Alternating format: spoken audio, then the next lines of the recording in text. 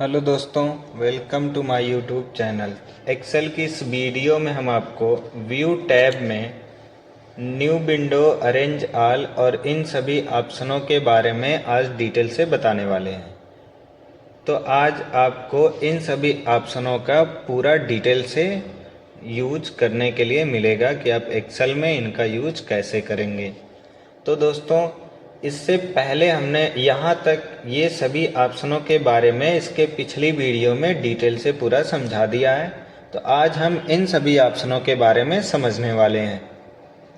तो सबसे पहले दोस्तों, आपको यहाँ मिलेगा command new window. New window का काम होता है कि आप एक्सेल में नई विंडो लेके आ सकते हैं। तो नई विंडो लाने से पहले अगर आप हमारे चैनल पर नए हैं तो चैनल को लाइक करें, सब्सक्राइब करें और कमेंट करें और अपने दोस्तों के पास भी शेयर करें ताकि उन्हें भी एक्सेल में डाटा बनाना और एक्सेल चलाना ये सब चीज़ें आसानी से समझ में आ जाएं और वो भी इसमें अपना वर्क कर सकें। तो दोस्तों, यहाँ से न्यू विंडो पे आपको क्लिक करना है, जिससे आप देखेंगे एक्सेल में दो विंडो ओपन हो जाएगी। अब ये दो विंडो ओपन कैसे होगी आप यहाँ देखेंगे। अगर हमारी एक विंडो ये है तो अगर हम यहाँ से स्विच विंडो में जाएंगे तो यहाँ देखेंगे सैलरी 1 की एक विंडो, फिर सैलरी 2 विंडो। टोटल हमारी दो विंडो हो गई है। और ये बुक विंडो नाम का यहाँ देखेंगे एक्सेल में पहले से ये ओपन है। इसे हम डोंट सेव करते हैं। तो अभी हमारे पास टोटल दो विंडो हो गई है। अगर फिर दोस्तों हम यहाँ से न्यू विंडो कर लेंगे तो फिर इस विंडो की एक डुप्लीकेट और विंडो ओपन हो जाएगी, जो यहाँ से आप स्विच विंडो में जाके देख सकेंगे कि आपकी कितना विंडो ओपन हो रही है। तो ऐसे दोस्तों, आप जितनी बार न्यू विंडो करेंगे उतनी बार आपके एक्सेल की सीट के न्यू विंडो ओपन होती हुई चली जाएगी। उसके बाद दोस्तों आपको मिलेगा अरेंज ऑल। इसका काम क्या होता है कि आप ये जितनी विंडोज ओपन किए रहेंगे इस एक्सेल की सीट का डुप्लीकेट, उन सभी को एक साथ अरेंज कर सकते हैं। जैसे यहाँ से हम अरेंज ऑल पे क्लिक करेंगे तो यहाँ कुछ ऑप्शन हमें दिखाई देगा, जैसे title, tiled, horizontal, vertical, cascade या विंडोज ऑफ एक्टिव वर्कबुक। इनका यूज कैसे करेंगे, जैसे हम यहाँ टाइल्ड कर देते हैं। टाइल्ड का काम होता है दोस्तों छोटे छोटे रूप में इकट्ठा होगा।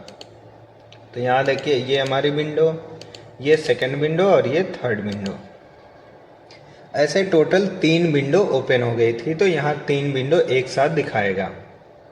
फिर इसी में अगर हम हॉरिजेंटल करके ओके करते हैं तो यहाँ देखिए सभी विंडो हमारी हॉरिजेंटल हो जाएगी। दोस्तों, ये एक ही विंडो की डुप्लीकेट विंडो रहेगी, लेकिन आपका ये हॉरिजेंटल हो जाएगा। फिर आपको वर्टिकल पे क्लिक करके जब आप ओके करेंगे तो देखेंगे आपकी पूरा विंडो ऐसे वर्टिकल हो जाएगी, एक साथ ऐसे निकल जाएगी।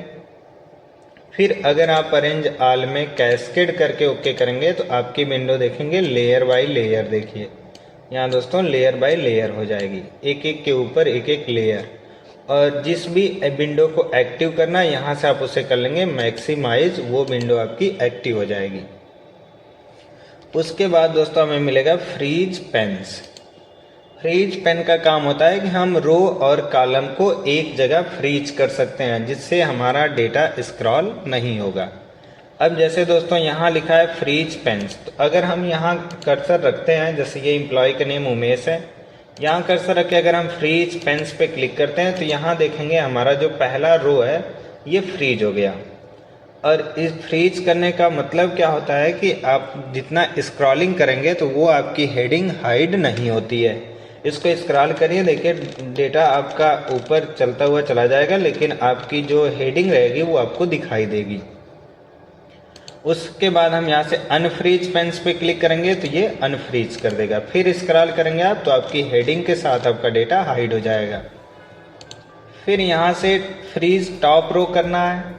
तो दोस्तों, फ्रीज टॉप रो में आप एक्सेल के पहले रो को फ्रीज कर सकते हैं।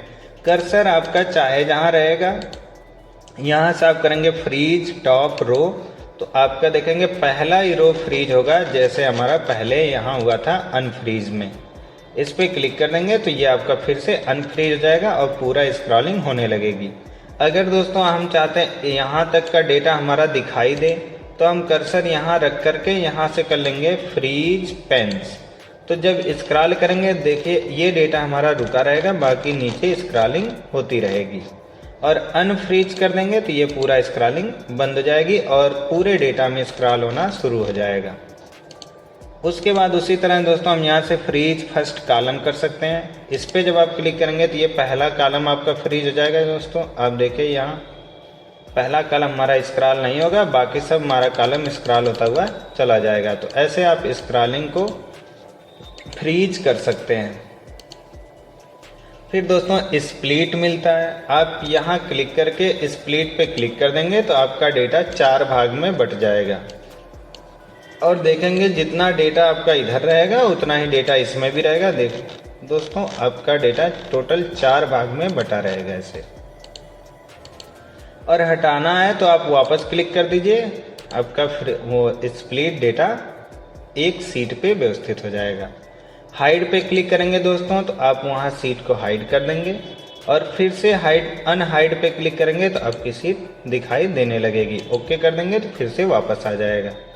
तो जिसे भी आप हाइड करना चाह रहे हैं उस विंडो को यहाँ से आप आसानी से हाइड कर सकते हैं और अनहाइड कर सकते हैं।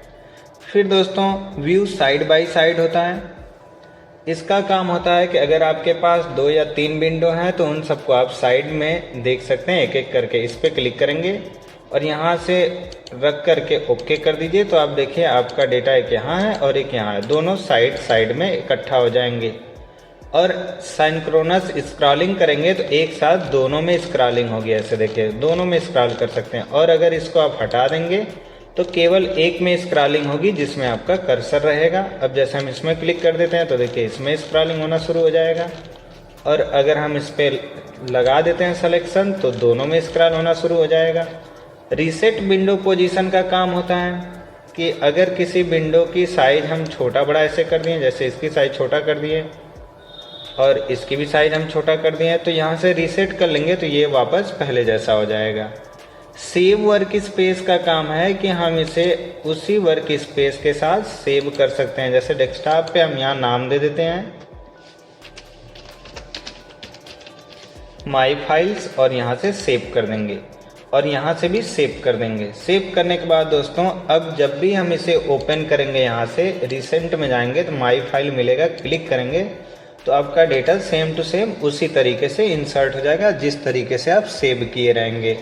स्विच विंडो का काम होता है कि आप विंडो को स्विच कर सकते हैं। देखिए जिस विंडो पे आप जाना चाहेंगे उस पर क्लिक करेंगे तो आपकी वही विंडो दिखाई देगी जिस पे आप क्लिक करेंगे। तो ऐसे स्टेप बाय स्टेप सभी विंडो पे आप एक एक करके जा सकते हैं। उसके बाद दोस्तों माइक्रोस आपको मिलेगा। माइक्रोस का काम होता है किसी डेटा को रिकॉर्ड करना। अब जैसे हम यहाँ से करते हैं रिकॉर्ड माइक्रो और यहाँ माइक्रो 2 नाम दे करके ओके कर देंगे। अब इसमें हम हेडिंग बनाते हैं, ऐसे अमित डाटा हो गया, फिर ऐसे हो गया मोहन, फिर इंटर करके ऐसे लिख दिए सोहन। ये 3 नाम हो गए। फिर हम यहाँ से जा करके कर देते हैं स्टॉप रिकॉर्डिंग कि रिकॉर्डिंग रुक जाए। अब दोस्तों अगर हम ये डेटा डिलीट कर देते हैं और अगर फिर से हमें ये डेटा इंसर्ट करना है तो हम माइक्रो में जाएंगे, यहाँ से करेंगे व्यू माइक्रोस और माइक्रो 2 सेलेक्ट करेंगे जिस नाम से सेव रहेगा और यहाँ से करेंगे रन। जब आप रन करेंगे तो आप देखेंगे आपका डेटा इंसर्ट हो जाएगा जो आप रिकॉर्ड किए रहेंगे। तो ऐसे दोस्तों आप पूरे व्यू टैब में इन सभी ऑप्शनों का यूज सही तरीके से और आसानी से कर सकते हैं। तो जानकारी सही लगे तो चैनल को लाइक करें, सब्सक्राइब करें और कमेंट करें।